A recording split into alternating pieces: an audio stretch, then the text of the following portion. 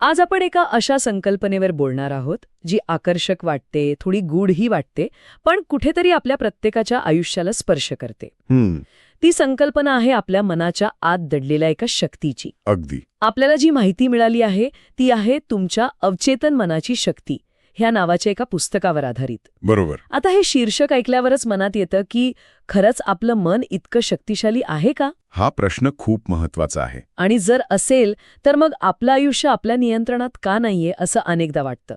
आजच्या चर्चेत आपण हाच गुंता सोडवण्याचा प्रयत्न करणार आहोत. हो, कारण मानसशास्त्र आणि स्वविकास म्हणजे सेल्फ डेव्हलपमेंट ह्या दोन्ही क्षेत्रांमध्ये ही संकल्पना म्हणजे एक पायाचा दगड मानली जाते. अच्छा, हा. आपण ज्याला आपलं मन म्हणतो ते खरं तर एक नाही तर त्याचे दोन भाग आहेत.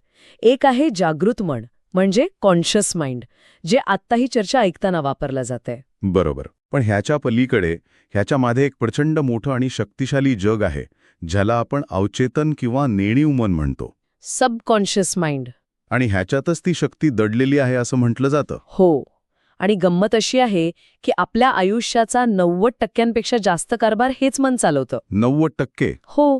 आपल्या भावना, आपल्या खोलवर रोजलेल्या सवयी, आपल्या श्रद्धा आणि अगदी आपल्या शरीराच्या अनेक क्रिया. जसे की श्वासोच्छ्वास वगैरे. अगदी.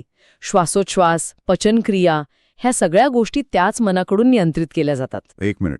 म्हणजे आपण जे विचार करतो, जे निर्णय घेतो, ते सगळं फक्त वरवरचं आहे. हां. बऱ्याच अंशी हो. म्हणजे खरा कंट्रोल दुसऱ्याच कोणाकडे? हे ऐकून तर थोडं भीतीदायक वाटतंय. असं वाटतंय की आपण आपल्याच आयुष्याच्या गाडीत प्रवासी म्हणून बसलोय आणि ड्रायव्हर दुसराच कोणीतरी आहे. तुमची भावना अगदी बरोबर आहे. आणि हीच भावना समजून घेण्यासाठी एक खूप सुंदर उपमा दिली जाते. कोणती? हिमनगाची. आईसबर्ग. समुद्राच्या पाण्यावर आपल्याला हिमनगाचा फक्त एक छोटासा साधारण 10% भाग दिसतो. हो. तो आहे आपलं जागृत मन, जे तर्क लावतं, विचार करतं, रोजचे छोटे मोठे निर्णय घेतं, जसं की आज काय कपडे घालायचे किंवा आता काय बोलायचं. ओके. पण खरा आणि प्रचंड मोठा म्हणजे 90% भाग पाण्याखाली दडलेला असतो. अच्छा. तो आहे आपलं अवचेतन मन. आपल्या सगळ्या आठवणी, लहानपणापासूनचे अनुभव, आपण शिकलेल्या गोष्टी, आपल्या मनातल्या भीती, आपल्या श्रद्धा, ह्या सगळ्यांचा अथांग महासागर तिथे साठवलेला असतो. म्हणजे हे एक प्रकारचं ऑटोमॅटिक सिस्टम आहे. अगदी. सायकल चालवायला शिकल्यावर आपल्याला पॅडलकडे बघावं लागत नाही. बरोबर आहे. किंवा गाडी चालवताना प्रत्येक वेळी गिअर कसा बदलायचा याचा विचार करावा लागत नाही. कारण ह्या सगळ्या क्रिया अवचेतन मनाने आत्मसात केलेल्या असतात. पण मग ह्या दोन्ही मनांच्या कामात नेमका फरक काय आहे? एक तर्क लावतो मग दुसरा काय करतो? हाच ह्यातला सगळ्यात महत्वाचा मुद्दा आहे. जागरूक मन एका गार्डसारखं आहे. ते विश्लेषण करतं, प्रश्न विचारतं, चिकित्सा करतं.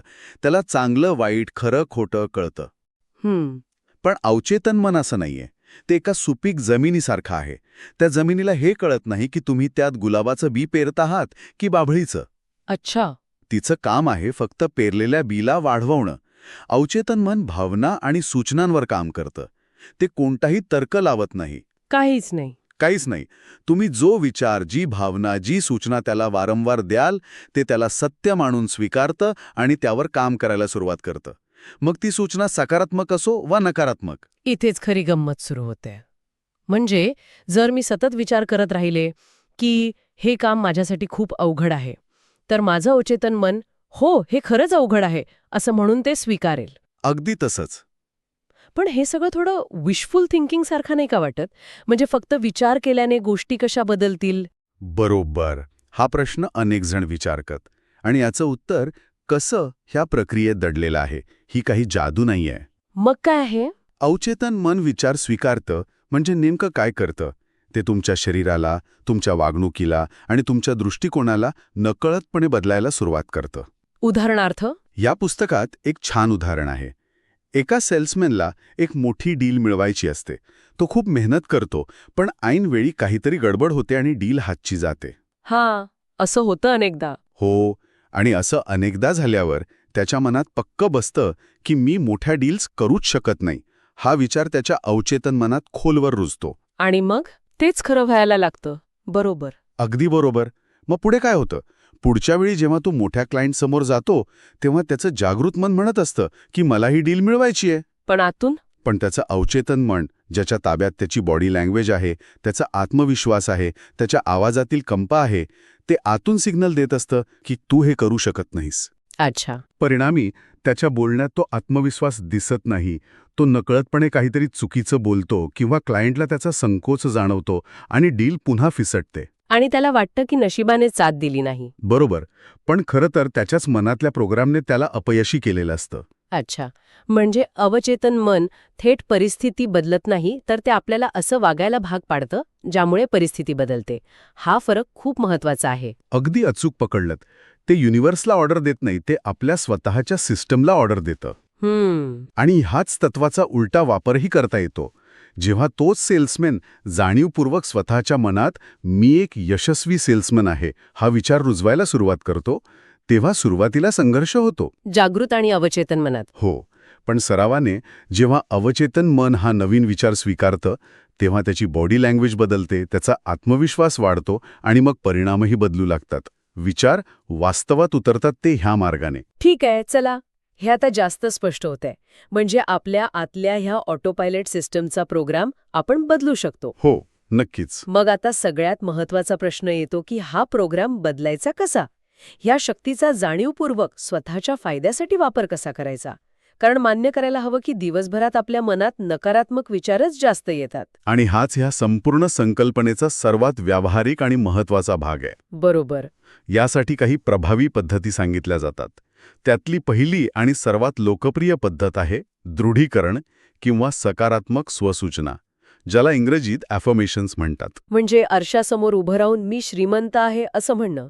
मी प्रामाणिकपणे सांगते, अनेकांना हे थोडं विचित्र आणि हास्यास्पद वाटतं. बरोबर आहे. आणि ते हास्यास्पद वाटण्यामागे एक कारण आहे. कारण अनेक जण ही पद्धत चुकीच्या पद्धतीने वापरतात. म्हणजे अडचण अशी होते की जेव्हा एखादी व्यक्ती जिच्या खिशात पैसे नाहीत ती म्हणते मी श्रीमंत आहे, तेव्हा तिचं जागृत मन लगेच तिला सांगतं खोटं बोलू नकोस, तुझं बँक अकाउंट बघ. हां, इथेच संघर्ष निर्माण होतो. अगदी. आणि मग ती सूचना अवचेतन मनापर्यंत पोहोचतच नाही.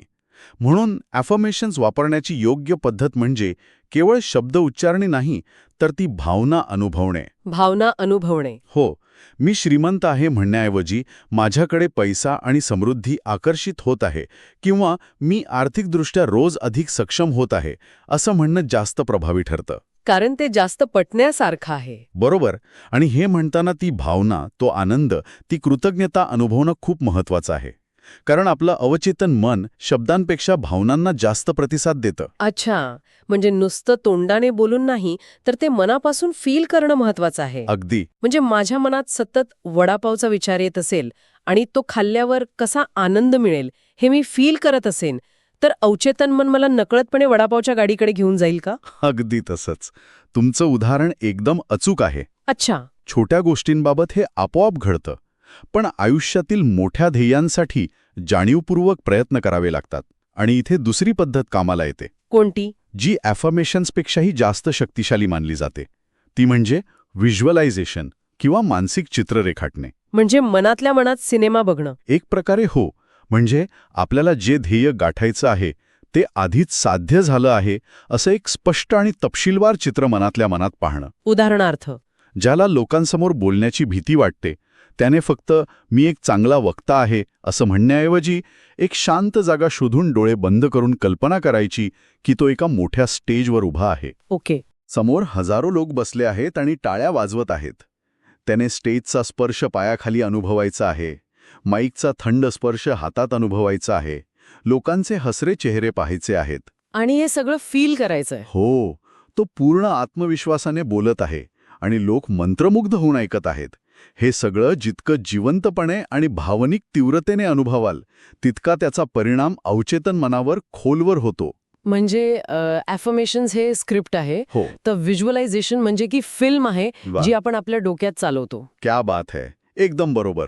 ह्यामुळे होतं काय की अवचेतन मनाला खरं काय आणि कल्पनेतलं काय यातला फरक कळत नाही. नाही कळत. ते त्या अनुभवाला खरा अनुभव म्हणून नोंदवून घेतं. आणि जेव्हा तुम्ही प्रत्यक्षात त्या स्टेजवर जाता तेव्हा तुमच्या अवचेतन मनासाठी ती जागा नवीन नसते. कारण ते तिथे आधीच जाऊन आलेलं असतं. हो, ते तिथे आधीच अनेकदा जाऊन आलेलं असतं. त्यामुळे भीतीची जागा आपोआप आत्मविश्वासाने घेतली जाते. आहे दोन्ही पद्धतींमध्ये दोन गोष्टी खूप महत्वाच्या आहेत असं वाटते. एक म्हणजे सातत्य पुनरावृत्ती, रेपिटेशन. आणि दुसरी म्हणजे भावनिक जोड, इमोशनल कनेक्शन. रोजच्या सरावाने आपण आपल्या मेंदूची रचना अक्षरशः बदलू शकतो. अच्छा. ह्यालाच मानसशास्त्रात न्यूरोप्लास्टिसिटी म्हणतात. आपण जाणीवपूर्वक विचार करून मेंदूमध्ये नवीन न्यूरल पाथवेज तयार करतो. तर या सगळ्या चर्चेतून एक गोष्ट अगदी स्पष्ट होतीये की तुमच्या अवचेतन मनाची शक्ती हे शीर्षक केवळ एक आकर्षक वाक्य नाही. नाही, अजिबात नाही. ते आपल्या प्रत्येकाच्या आत दडलेल्या एका प्रचंड क्षमतेकडे लक्ष वेधतं. आपले विचार, आपल्या भावना आणि आपले श्रद्धा या फक्त अमूर्त गोष्टी नाहीत, तर त्या आपल्या वास्तवाला आकार देणारी ब्लूप्रिंट आहेत. हो, आणि याला दुसऱ्या बाजूने पाहिलं तर ही एक मोठी जबाबदारी सुद्धा आहे. बरोबर. आपल्या मनात दिवसभर कोणते विचार घोळत आहेत, आपण स्वतःशी काय बोलत आहोत, ह्याबद्दल जागरूक राहणं खूप महत्वाचं ठरतं. कारण जे आपण सतत करू तेच खरं होईल. अगदी.